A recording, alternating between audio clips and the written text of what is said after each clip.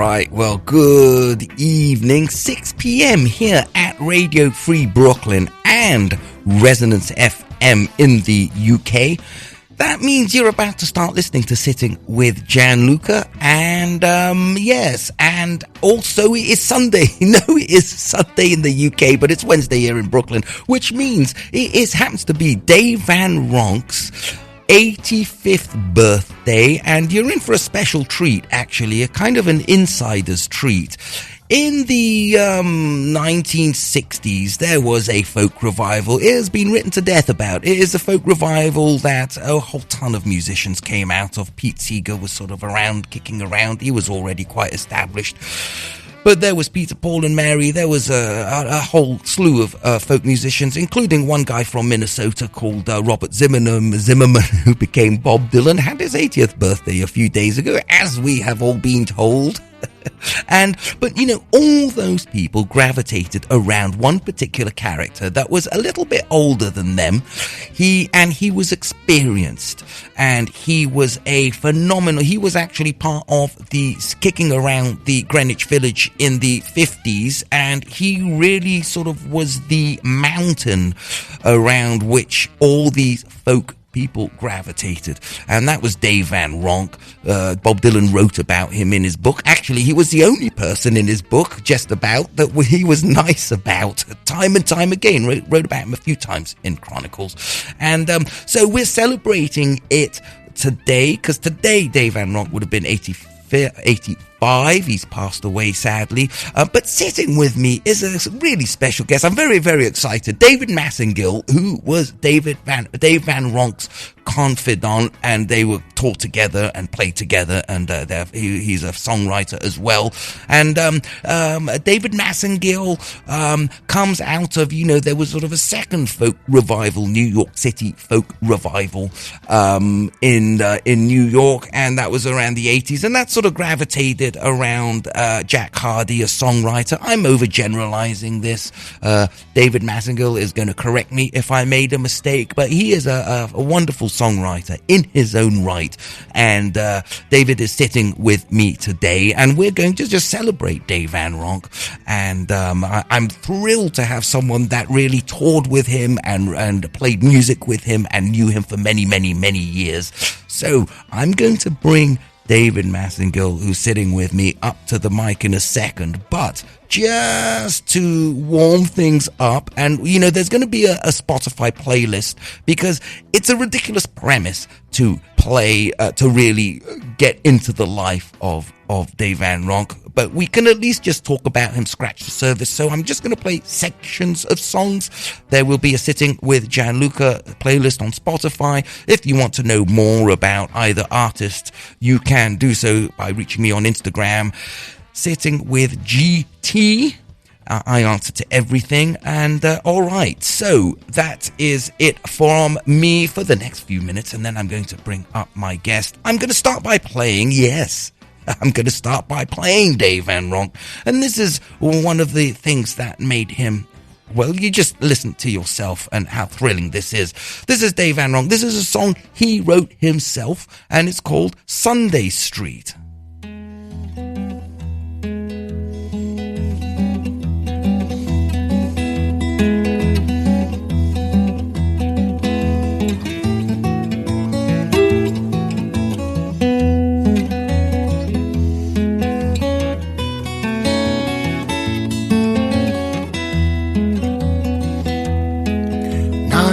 $1, not a nickel, not a penny to my name. I'm the king of Tap City and I'm out of the game. A nickel up, a nickel down, another nickel gone. Ain't got a nickel left to carry me on. If I ever get back on my feet, I'll move from Saturday Alley up to Sunday Street.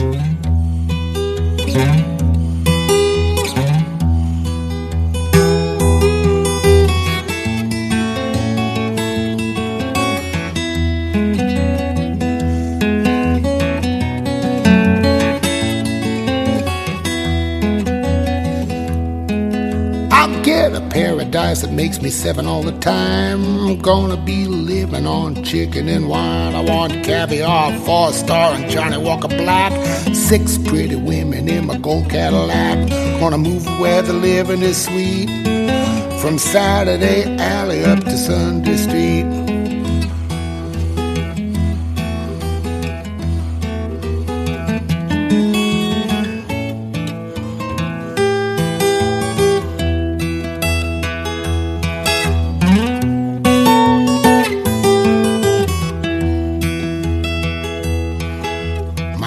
Shaking and I ain't feeling well from drinking King Kong liquor and cheap muscatel, but a little taste of bourbon and breakfast in bed, and $6 million can raise the dead. Just me and the other elite, raising high class hell up on Sunday Street.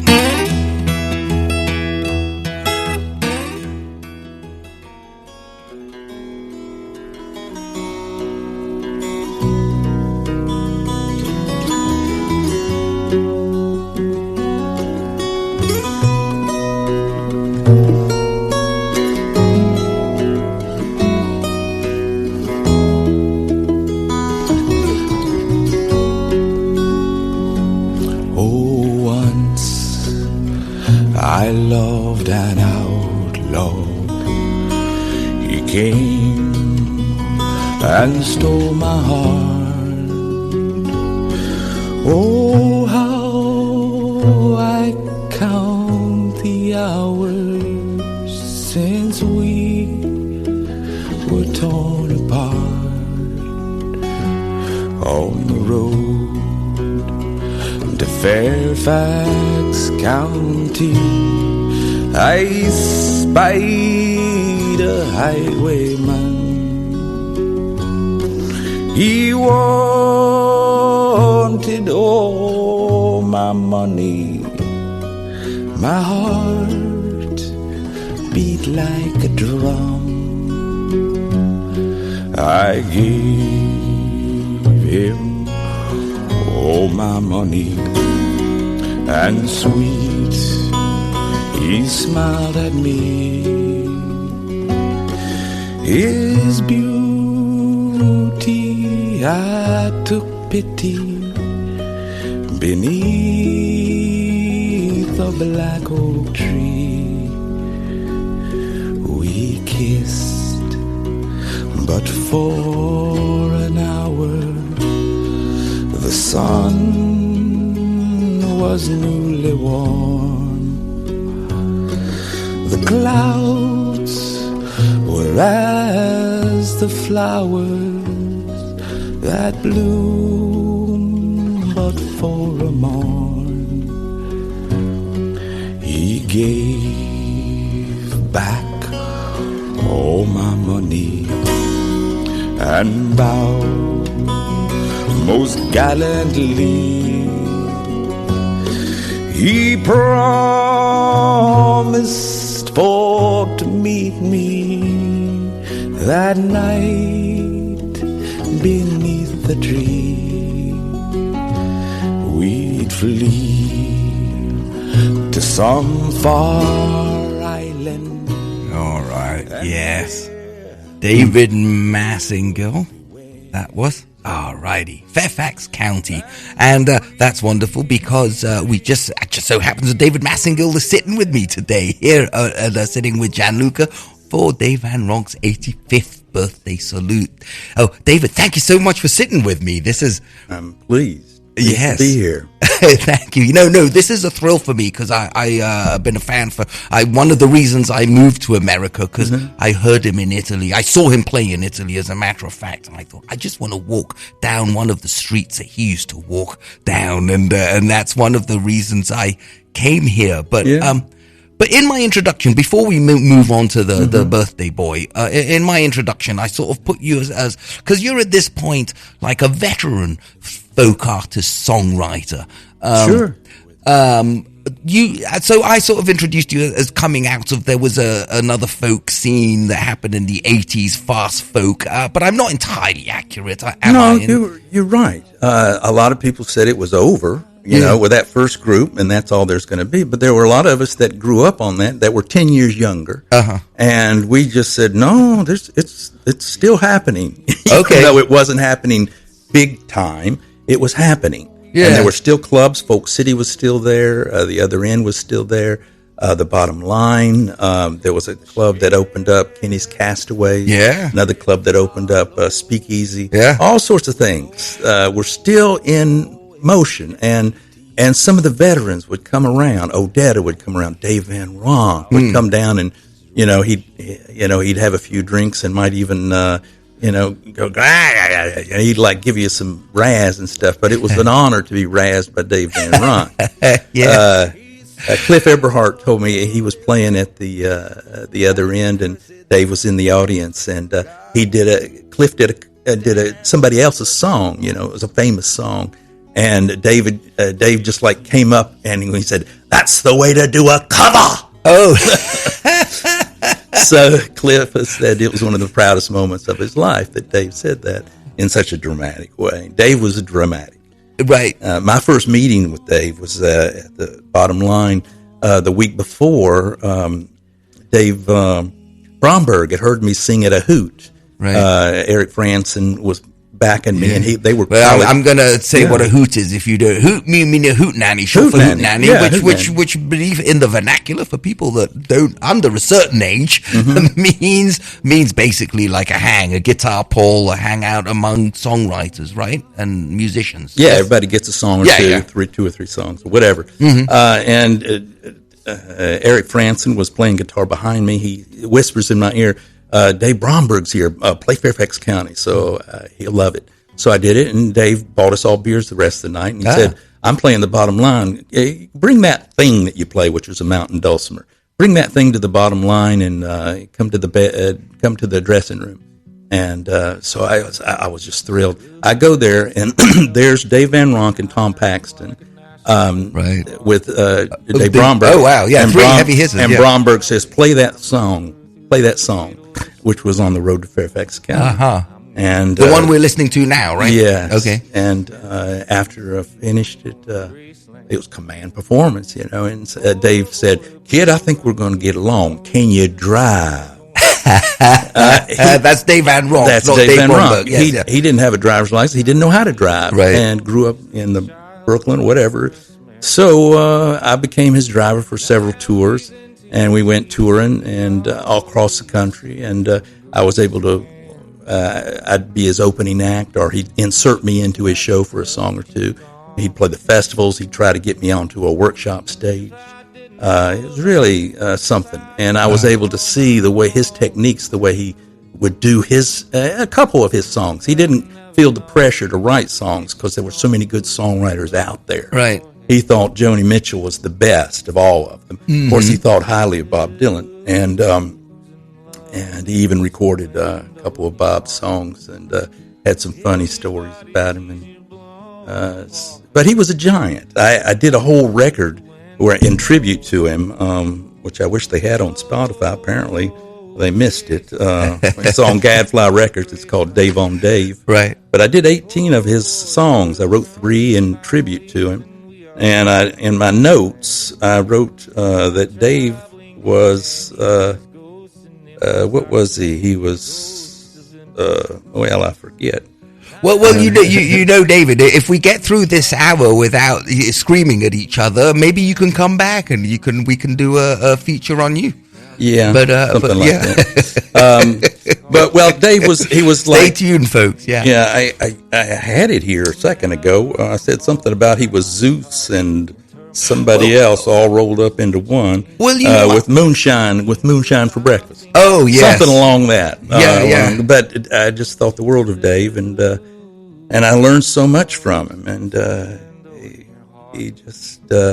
the thing was, he thought a lot of us, the new people that had come along, and he admired what we did. And I thought, wow, here's Dave Van Ronk admiring what I do, and that was awful sweet. Yes, because he's not a marquee name, but he's behind many marquee names because from pretty much the get-go, even when he was quite young, he was still older than the other people around him, and he did have a sort of mentor sort of vibe to him, right? He's about 5 years older than the Bob Dylan's and so forth. Yeah, and he'd been in the Navy, and he'd sort of traveled, and he was very, very well read. Yes, Bob, I mean, he really. Yeah, Bob. Let me read something about. Absolutely. Bob's book is called Chronicles. He has Dave 4 big sections just on Dave, and he writes. Sometimes I'll read them on stage, and I get choked up. I can hardly finish it. It just moves me so much because Bob, he admires artists. He admires Herman Melville. He admires. That's one great thing about Bob Dylan. He's such a student of literature and great artists. He admires them, and you can see he's incorporated into his thing. Anyway, he had been trying to introduce himself to Dave when he first came up, and Dave was playing the Gaslight, and he couldn't get in there yet. He was like, this is like right at the beginning. And he was hanging out at Izzy Young's place. Right. And so I'm going to read a little section about the first time he met Dave. And he's just like, he's been not stalking him, but he's been seeing him around. He's been too shy to introduce himself. But now he finds an opportunity. Here we go. One winter day, a big burly guy stepped in off the street. He looked like he'd come from the Russian embassy, shook the snow off his coat sleeves, took off his gloves and put them on the counter, asked to see a Gibson guitar that was hanging up on the brick wall. It was Dave Van Ronk. He was gruff, a mass of bristling hair, don't give a damn attitude, a confident hunter. My mind went into a rush. There was nothing between the man and me. Izzy took the guitar down and gave it to him. Dave fingered the strings and played some kind of jazzy waltz, put the guitar back on the counter. As he put the guitar down, I stepped over and put my hands on it and asked him at the same time, how does someone get to work down at the Gaslight? Who do you have to know? It's not like I was trying to get buddy-buddy with him. I just wanted to know. Van Ronk looked at me curiously, was snippy and surly, asked if I did janitor work. I told him no, I didn't, and he could perish the thought. But could I play something for him? He said, sure. I played him Nobody Knows You When You're Down and Out. Dave liked what he heard and asked me who I was and how long I'd been in town. Then said I could come down about 8 or 9 in the evening and play a couple of songs in his set. That's how I met Dave Van Ronk.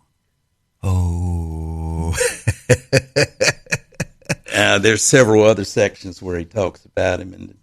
And Dave recorded a couple of his songs. One on his last record, he did Buckets of Rain. And also on one of his Philo records, he did... Song to Woody? Song to Woody. So why don't we play a little bit of that? Let's play a little bit of that. Yeah, that's beautiful. It's lovely the way he does it. Now, I'll tell you a little story about that after the thing. Yeah, okay, cool. Yeah.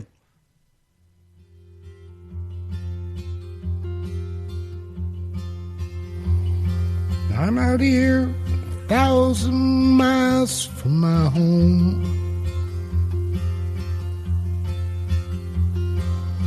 Walking the road many men have gone down. Seeing your world, your places and things. Princes, peasants, paupers and kings. Hey, Woody, I wrote you a song about a funny old world that's coming along. It's sick, it's hungry, and it's tired and torn. And it looks like it's dying, and it's hardly been born. Hey, hey, Woody Guthrie, but I know that you know the things I'm saying, and many times more. I'll say them again, just can't say enough. 'Cause there's not many men who've done the things that you've done. Ooh, yes. You know, Dave does Bob. That's Dave Van Ronk singing Bob Dylan. First song. That was Bob's first song he wrote. Yeah, that was right off the Dylan first album. Yeah. And it's Dave Van Ronk played space so remarkably well. Oh, he would slow things down. He would do them, leisurely. He would do it exactly how you breathe. Yeah. Oh man. And the thing is, he would talk occasionally. On our tours, he talked about Bob and other people. Joni, he thought was the best. He thought Tom Paxton and Phil Oakes were up there. And of course, Bob was, and he admired Bob for going out on a bus to see Woody Guthrie out at the place where they Jersey, he had hunting in Korea, and it was like, and he said that Bob would say, "Hey, why don't you come with me? We'll see Woody Guthrie." And Dave always turned him down. No, I'm fine. But he admired that Bob would do that. Yeah. And so, and then also Dave would the way he would treat people of the new generation. He was talking one night about Bob's things, what he liked about him, and he casually said, "You know what I like about your things?" And he started talking about me. Then he went right back to Bob, and this is Bob did this, and then he came back to me, and he could see I was starting to swim in this praise, and he looked at me and he goes, "No, you're not as good as him." I laughed the same laugh, and yes. It was but it was sweet to be, back and forth to hear that kind of thing from Dave. I'd like to bring something up as well. I just should say, in case anyone's just sort of dropping in right now, you are listening to Sitting with Gianluca here at Radio Free Brooklyn and Resonance FM 104.4 on your radio dial. I'm Gianluca. I will be sitting with you till 7 p.m. Sitting with me is David Massengill, veteran songmeister, I suppose, at this point. And we are talking about Dave Van Ronk, one of the mountains of folk music, on his what would have been his 85th birthday.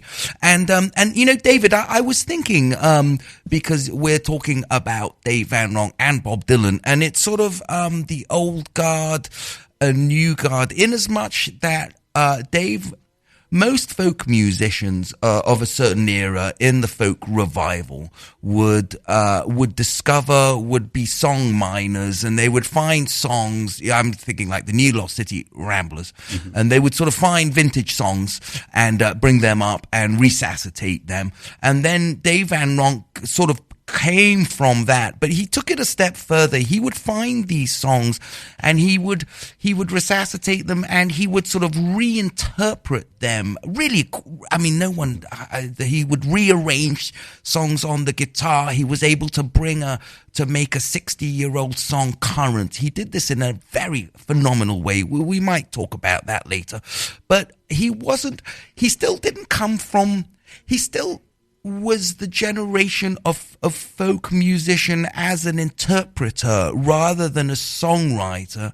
And Bob Dylan was the big bang where folk musicians were their own song, in the same way that the Beatles started bands playing. Bob Dylan was the destroyer of Tin Pan Alley. Yes, the way the Beatles were the destroyer. Yeah. Bob came along and they said, "Wait a minute, he's not just covering one or two." That on that first record.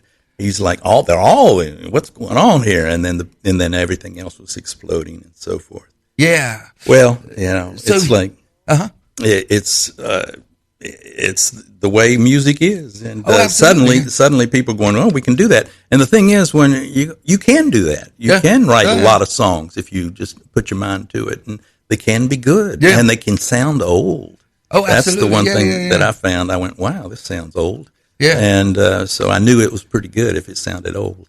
And I always thought that was one of the great things. And listener, we're going to, myself and David Massengill, who's sitting with me right now, we're going to compile a nice little Spotify playlist. It'll be sitting with Gianluca, Dave Van Ronk, something like that. So look for that under the Sitting with Gianluca Spotify playlist. We're going to compile a nice Spotify playlist. Shall we list some songs now that we might do? Yeah, absolutely. Well, no, let's just put that on the, but I said that to say this, is that, he was able to dig up an old song and make it sound very current. Whether it was Blind Blake's song from the 30s, he made it sound like a Dave Van Ronk song from the 60s. Yeah. Right? I remember when he did Somebody Else, Not Me, and he added his own verse. Oh. And that was a fabulous song. It's so funny. I used to bend over laugh and just laughed my head off. We would go to these festivals, and he would seem to do that in his set. He would be playing for, in small workshops, but also for 5,000 people when he was on the main stage. And he would do Somebody Else, Not Me, and I would just laugh my head off. And I said, "Who is that guy?" And he would tell me the whole history of it. And, so what was? I'm going to play a little bit, and then we might not get to the verse you're referring to. Okay, but just so someone knows, the first verse is fabulous. Okay, here it comes. Oh, no, that's a different one. Here it comes. Okay, here. Actually, this rather speaks well about Dave Van Ronk's ability to play space as well, I think. So anyway, here it comes.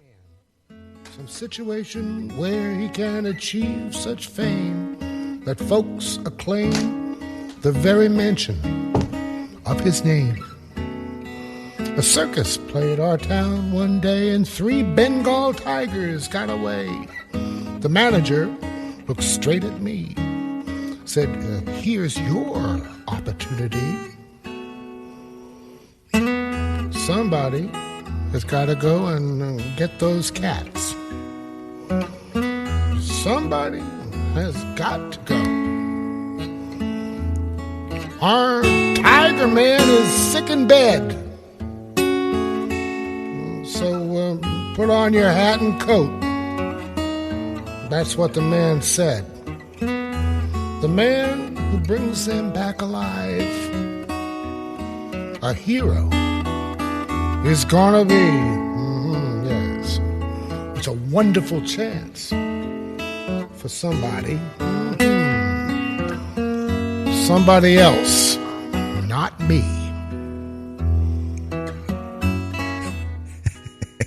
Yes. And that song was a song, I think, a vaudeville song, perhaps? Yeah, Burt Williams, who was a black entertainer. He had a partner, and they were both, they would do vaudeville type things, and they were huge stars. Burt Williams, he was a huge star. Okay. And so he had some big star things, and he'd even be in, on Broadway and so forth. Yeah. He transcended the color line, I guess they say, because he was such a huge star. And that was. Sorry, David, you were going to say something about the song, and I totally interrupted your thought process. Well, you were going to say. Well, the next verse is about a poker game, and of course somebody is. Is that coming up now? He's, that's fine, and then he does his verse. Dave wrote a verse about being in World War II, and he's got to charge that hill. It's got to be, and he goes, "It's somebody else, not me."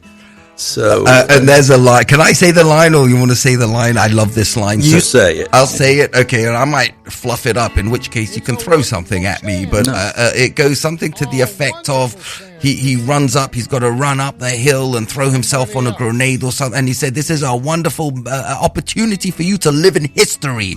And he goes, "I'd rather live in Hackensack." Yeah, got to be somebody else, not me. Yeah, it's got to be somebody else, not me. And that's a wonderful. I'm glad you picked that one, because that sort of rather speaks to the way that this sounds like a Dave Van Ronk song. First of all, the storytelling is magnificent. He's really telling you a story and drawing you in to the space that he's created. Well, Dave told me about this fella Burt Williams, so I started to study. And Dave told me that he was just about to record Nobody. Nobody, but somebody else that did that type of thing recorded it on one of his big records. And so Dave said, I can't do that because somebody else did it. So, and nobody, that's a famous song that's from that era. And there was actually a third song that was sort of in this same genre of, somebody's going to go steal that chicken or something like that. The chicken roost and so forth. And somebody's going to get taken to jail. And so anyway, I studied this guy, Bert Lee. I said, who is this guy? I got to find out about it. So there's like a 3 CD set that I got, and I found all 3 songs, and they're all wonderful, funny. And they're totally. Maybe we'll put the original also on the Spotify playlist, so because it's good that you get an idea of how Dave Van Ronk's brain works. Well, he wanted to give somebody else the space to do the Nobody song, and which a lot of people have covered this Nobody song. Nobody knows you when you're down and out? No, it's a nobody. Somebody's gonna. I'm no matter. Yeah. Sorry, that was a left field question. Doesn't matter. It doesn't matter. But it was. I'm trying to remember the fellow's name. He's very famous. Yeah. But Dave. I have a question to ask. So how many years did you know Dave Van Ronk? And how long were you his driver, right? So you have lots of stories. 1980, and we just. We drove across country and like a couple of decades. Does that make it a couple of decades that you were kicking around together? Yeah. It started about 1980. Okay. And so only passed in 2000 and Dave was also somebody that he taught me how to smoke a cigar, how to clip the little thing, how to wet the thing, And so Dave would always. He taught me the proper way to do cigars. And so that was like a whole thing because it was such a civilized way. You'd have a whole hour. A good cigar can last an hour if you do it right.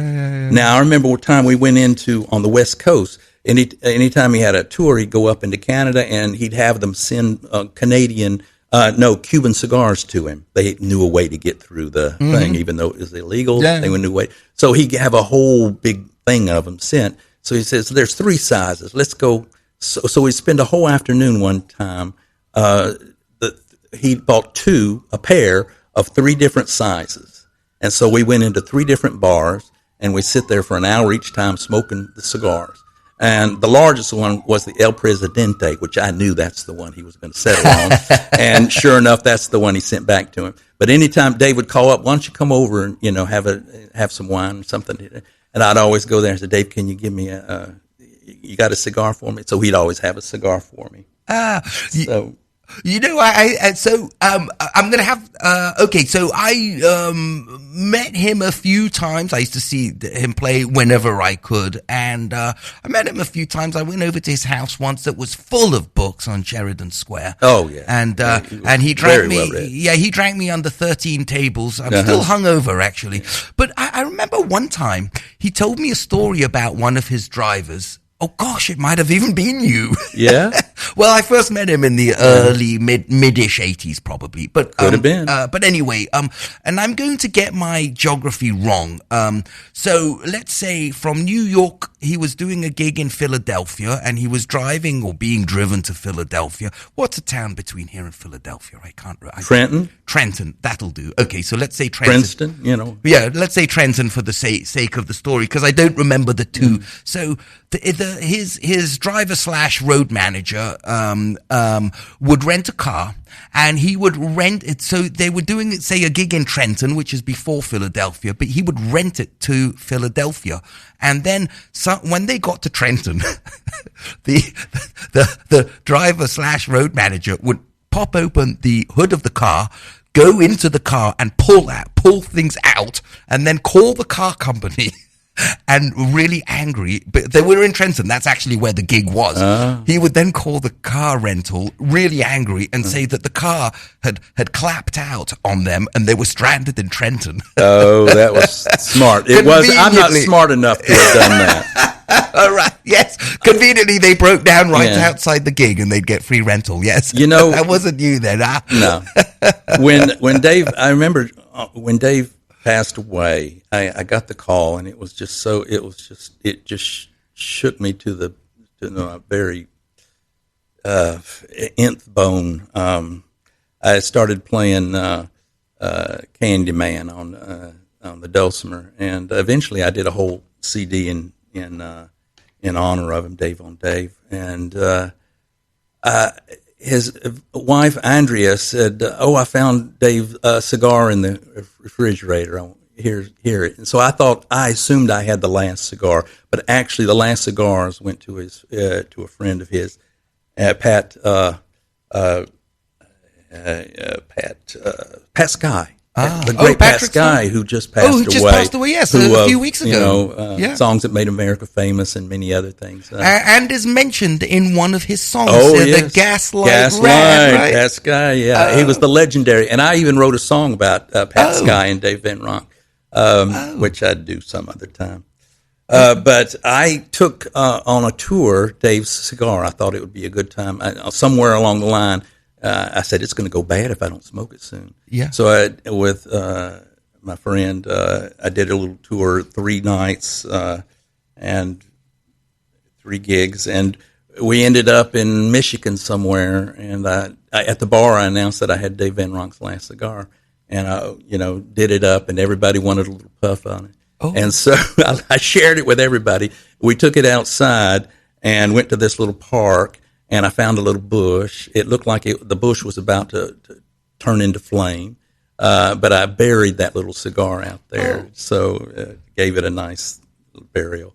And later on, I found out it wasn't his last cigar. Pat Sky had his last cigar. But I thought I would read the lyrics to the song of Dave Van Ronk's last cigar, and it tells you sort of how I feel about him. And I might break into the little melody, but here it is. Dave Van Ronk was a good friend to me, sharing many a bottle of wine and whiskey. Yes, and we set free lightning bugs from a jar just before lighting Dave Van Ronk's last cigar. The great man took me under his wing. He was larger than life with the wings of a king. I know that whenever I see a falling star, it's just the ash of Dave Van Ronk's last cigar. We took to the road, and he showed me the ropes. Never count the house, kid. Keep dreaming your hopes. And keep an eye open for the bizarre lessons I learned from Dave Van Ronk's last cigar. We traveled the land. Old friends came to greet. They called him the mayor of McDougal Street. Often we'd go out and close down the bar, but never stub out Dave Van Ronk's last cigar. He stood for a world that was kindly and just, and he held his own with a boss to be cussed. Not to mention his gallantry in the boudoir, in the faint afterglow of Dave Van Ronk's last cigar. I asked Dave once how I could repay. He said, just help someone else someday. So like a poor hobo riding a box car, I don't mind sharing Dave Van Ronk's last cigar. Know that for as long as I walk this earth, it'll not be forgot what his life was worth. The songs that he played on his big Guild guitar, I'll keep the flame for Dave Van Ronk's last cigar. I envy the roof that covered his head. I work in the garden that he once tread. I'll follow his footsteps no matter how far. You've not seen the last of Dave Van Ronk's last cigar. Oh, I'm going to let that hang in the air for a second. I couldn't find a way to sing it. I thought I better just recite it, But anyway, I wrote 3 songs about Dave when I did my little tribute to him. Of all my records, and I've known for my songs, of all my records, my favorite one is Dave on Dave, the one that's a tribute to Dave. I just learned, House of the Rising Sun. I remember trying to learn his version of House of the Rising Sun, which is the one Dylan stole, which is the one that Animals stole from Bob Dylan. So Dave used to tell this funny story about that. So. Oh yeah, you can talk about it. I'm going to dial it up if you're going to talk about that. I'll just play. Do you have the one that's on air? Do you have that one? Air? I do have the one that's on air. Yeah, here it is. And then you're going to tell us something about it. Yeah. Cool. Yes. It's the very slow version. He worked this up late. Oh, right. Okay. He refashioned it late. You know, just before I play this, I have to just remind that if you've just tuned in, you are 40-ish minutes into sitting with Gianluca here at Radio Free Brooklyn and the Resonance FM 104.4 on your radio dial. I'm Gianluca. I'll be sitting with you till 7. Sitting with me is, David Massengill, folk veteran, Dave Van Ronk confidant and close friend / collaborator, driver, drinking companion, etc. And and we're just paying tribute today on Dave Van Ronk's what would have been his 85th birthday. And I should also have to say that we here at Radio Free Brooklyn, in true folk singing tradition, are completely flat, baroque, busted flat. So if you have any jingly jangly, if you go to the radiofreebrooklyn.com website, there are donate buttons, and nothing is too small, nothing is too big, but nothing is too small. You can do that through Amazon.com. There's a smile section. You can pick Radio Free Brooklyn as your designated charity, not for profit, to donate. And really, we have no profit. Or you can tell a friend, hit like, subscribe to a newsletter, download the app. There's ways that you can help us without having to pull out one nickel out of your pocket. But if you can pull out a nickel, we'll take it. So I'm going to play a little bit of House of the Rising Sun by Dave Van Ronk, and like that, and then we'll say a couple of words. Let's see.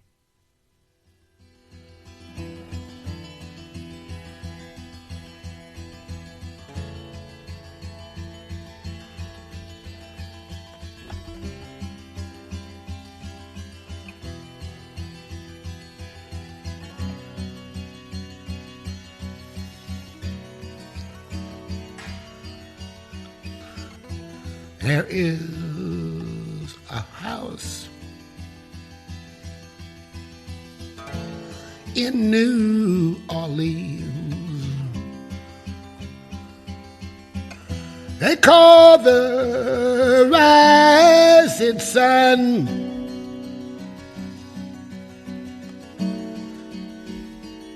It's been the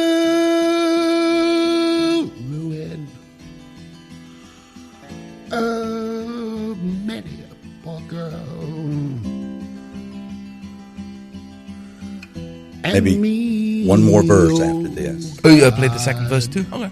Well, I think so. I'm one.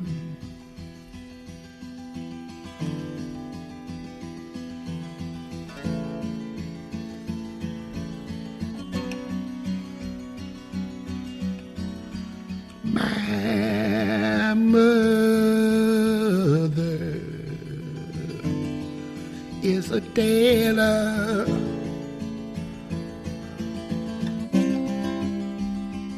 She sews those new blue jeans. And my daddy is drunkard. He drinks down his New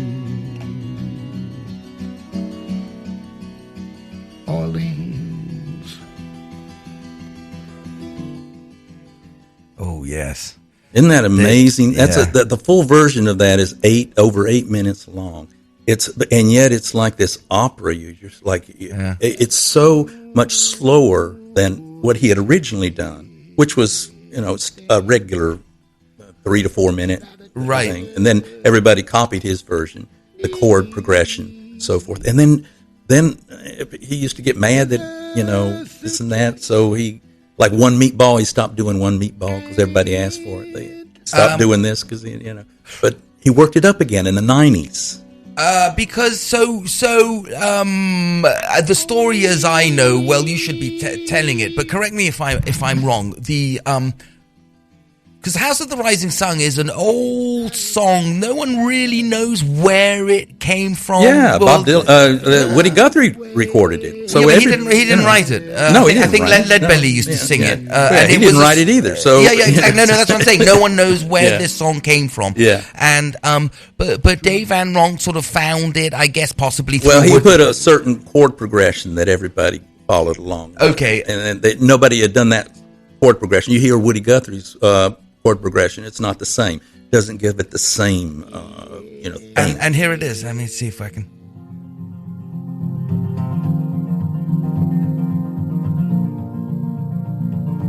Is this the one? No, this doesn't sound right.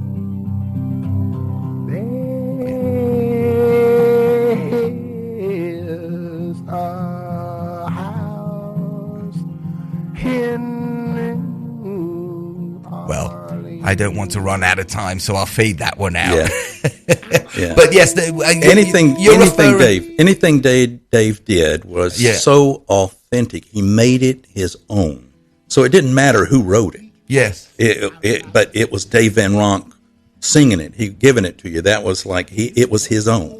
And that's one thing that Bob Dylan learned from him, that anytime you hear Bob Dylan steal something, so even when Bob steals a melody or a line, or they say, it doesn't matter because Bob makes it his own. He learned that. That's the biggest lesson he learned from Dave Van Ronk. Yes, all right. Yes, good artists borrow, great artists steal is I think the way the saying goes. As long as you make it your own. It's so you, the way. And so all these are like Dave's.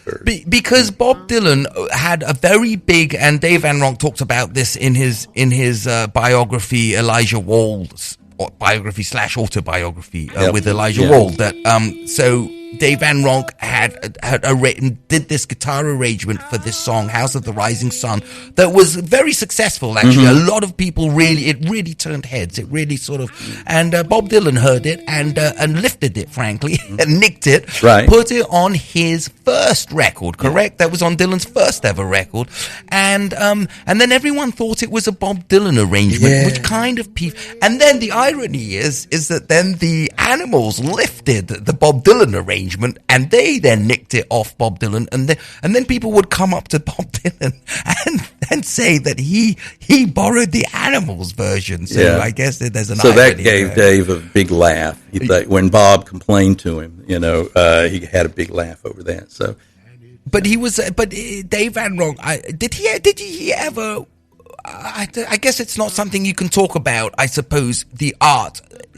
I always thought Dave Van Ronk's art was that he had a way of arranging songs that he sort of did it way out of left field. He literally could turn a song inside out and make it his own. A song that was written maybe 60 years before he was even born, like Blind Blake's That'll Never Happen No More. Yeah.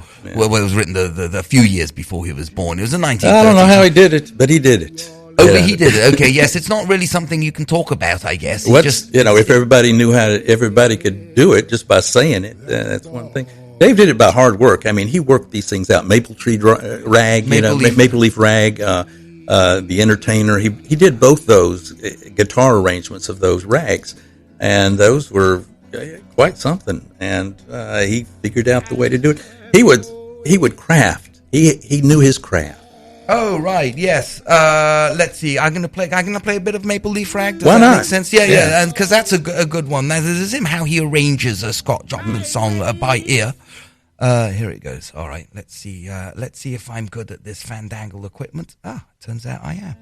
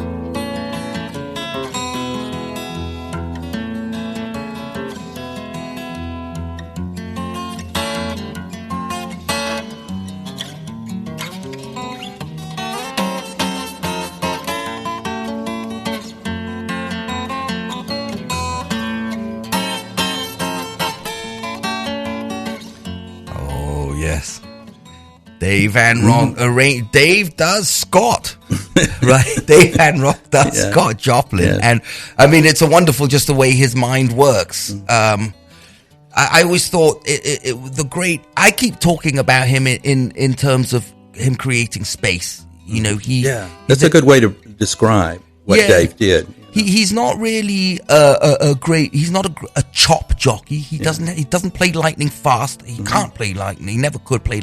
You know, he doesn't know a zillion chords. But he has a very intelligent mind. Correct me if I'm wrong, because you knew him. No. I just listened to him. He had a very clever mind that could do an awful lot with very little.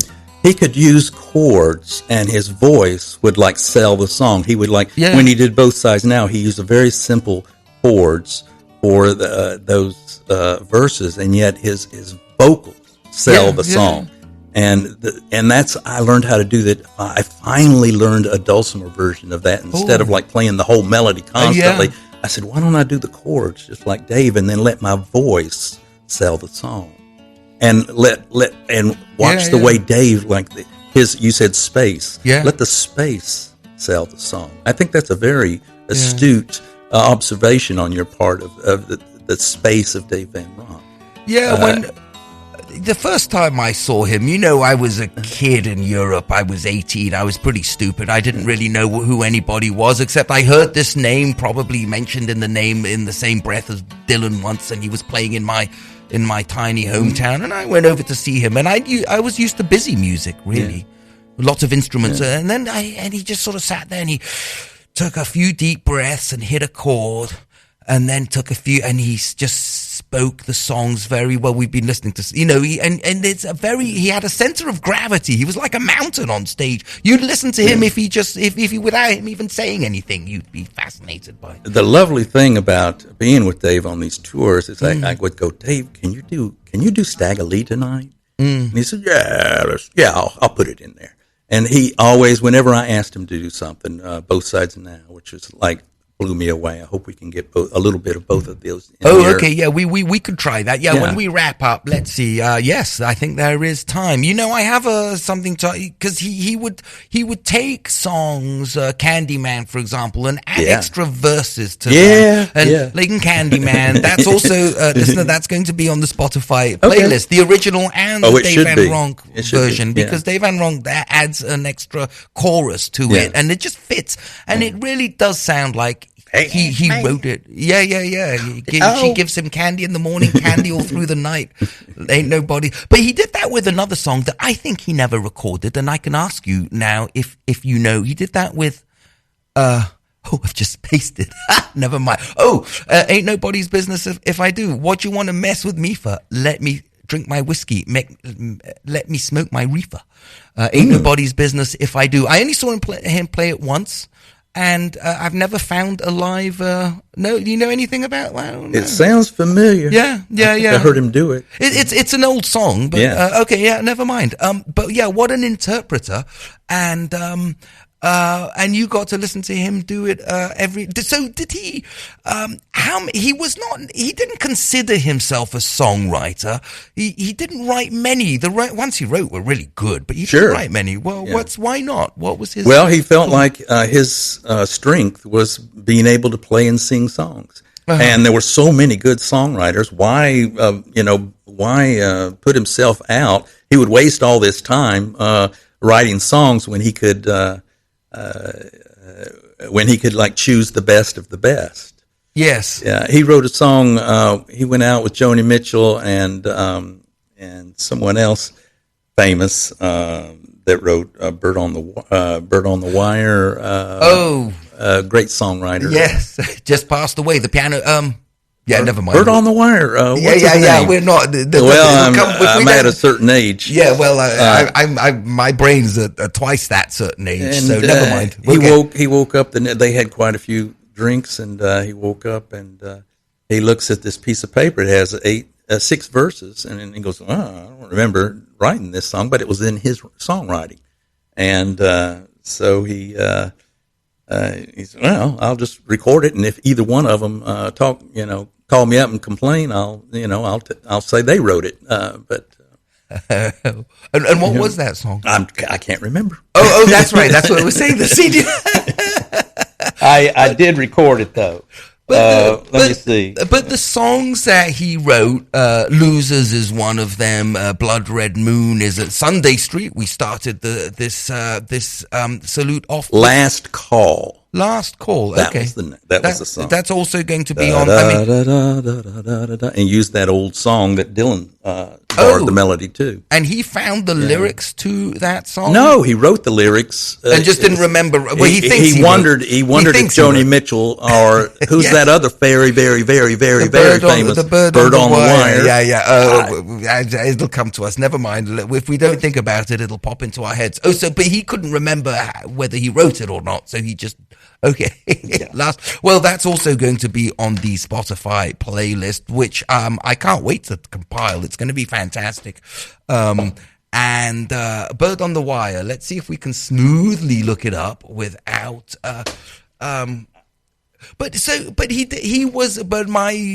I always wish that he'd written more, because the songs that he wrote, and he didn't write many, are very, very, very good. We started off. Look, he didn't feel a need. He said other people are doing songs. Why should he spend excess time doing that when he could be learning something out? And he was absolutely right. And when he wrote a song, it was fabulous and it was great. But he didn't want to, he saw too many people write too many bad songs too. So he didn't want to. When he had something good and he knew it was good, he did it, and it was always, spot on. And like we mentioned before, he was of the generation of musician as interpreter. He came from the Tin Pan Alley generation, I suppose, right? He came from his job was to interpret cipher or well, if you have just tuned in, let me do a quick time check, David, because I think we might have time. Yes, if you have just tuned in, both sides now you want? Okay, yes. Fine. Excellent. Yes, so if you have just tuned in, you've just missed Sitting with Gianluca. I am Gianluca. I've been sitting with you till 6. Since 6, it's now 7 p.m. Sitting with me today has been veteran folk musician David Massengill, and we have been doing a salute to an 85th birthday salute to Dave Van Ronk, who would have been 85th today, June 30th. Very, very happy. And if you want to get in touch with me, you can do so at Sitting with GT on Instagram. David Massengill. Do you have a website, David? Right. I don't know. Yeah, he doesn't. But you can find him on probably Dave Massengill. Well, on Facebook or somewhere out. I used to have a website. But David, I want to thank you so much for sitting with me and saluting Dave Van Ronk. I'm thrilled to be doing this. So thank you. What do you want us to play out with? It's your Both Sides Now. Both Sides Now. So here we go. Yes. All right. And listener, thank you. Thank you. And thank you again for listening to me. And thank you, David, for sitting with me. This is Joni Mitchell's favorite version of his song. Okay. Her song. Here it is. Can't argue with Joni. Both Side Now, Dave Van Ronk. Happy 85th birthday. Yay.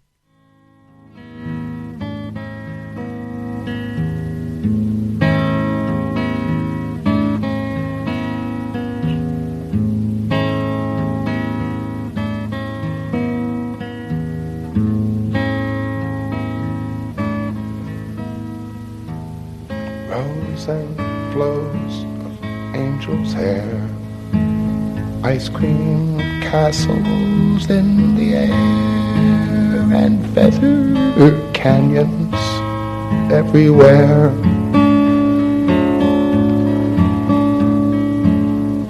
I've looked at clouds that way. Now they only block the sun.